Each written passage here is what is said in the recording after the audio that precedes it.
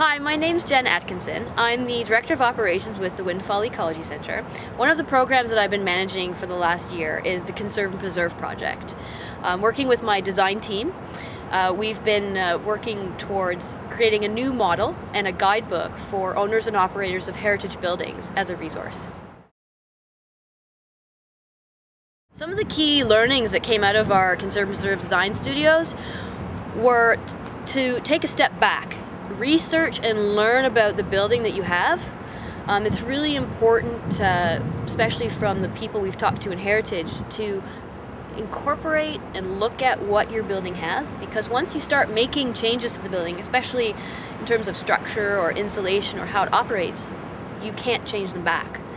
So reversibility was one of the huge points, as well as research, know your building, and be open to as many possibilities as possible. When you're going down the path of creating an energy efficiency plan or even a retrofit on an older home, it's important to keep your options open. When you may have something in mind, some material, perhaps an insulation type, like bats of Roxol or cellulose, investigate all the different types to see what works best in your house in terms of what will mesh with the character and history of the building. What were some of the original materials that were used? Can they be used now? So a lot of planning, design, and research needs to go into this. Well, the next steps for the Shepherd House are to work on really tightening our heat loss. So looking at all the different air leaks we have, addressing some of the cracks and gaps in the basement, looking at what we can do with the windows. In particularly, the Heritage Trust would like us to perhaps refurbish them, retrofit them, make them more operable.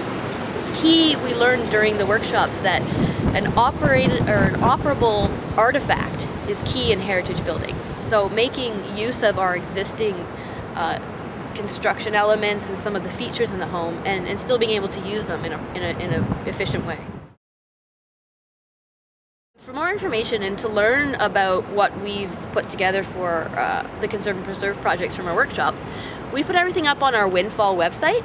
There's a special section called Heritage Resources, and we've made available all the research documents and background materials and case studies that we presented during our project.